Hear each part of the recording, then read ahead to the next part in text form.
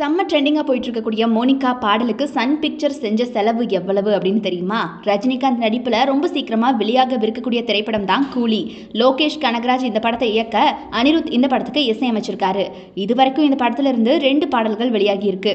இந்த 2 பாடல்களுமே ரொம்ப பெரிய ஹிட் கொடுத்துருக்கு அப்படின்னு சொல்லலாம். இப்பயும் பார்த்தீங்கன்னா இது ரீச்சாக போயிட்டே இருக்கு.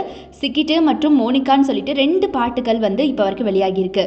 குறிப்பாக மோனிகா அப்படிங்கிற இந்த பாடல் பார்த்தீங்கன்னா படக்குழு நினைச்சதை விட ரொம்ப பெரிய ரீச் கொடுத்துருக்குது படத்துக்கு.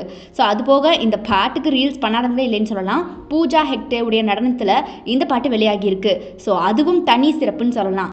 அண்ட் இந்த பாட்டு அவங்க எதிர்பார்த்ததை விடவே செம்ம வைரலாக போயிட்டு இருக்கிறதுனால லோகேஷ் கனகராஜ் மற்றும் சன் பிக்சர்ஸ் 2 பேருமே மகிழ்ச்சியில் திக்குமுக்காடி போயிருக்காங்க.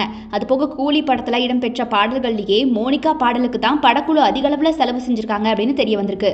அதுவும் ரஜினி இல்லாத ஒரு பாடலுக்கு படக்குழு ரொம்ப பெரிய அளவில் செலவு செஞ்சுருக்காங்க அப்படிங்கிறது ஆச்சரியமாக இருக்குல்ல.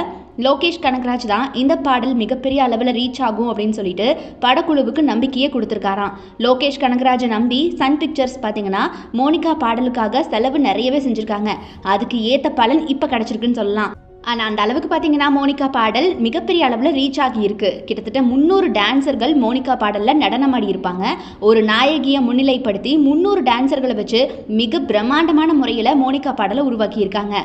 இது கோலிவுட் வட்டாரத்திலேயே ரொம்ப பெரிய விஷயமா பார்க்கப்பட்டு வருது. எல்லாம் சரி, மோனிகா சாங்க்கு எவ்வளோ செலவு பண்ணாங்க?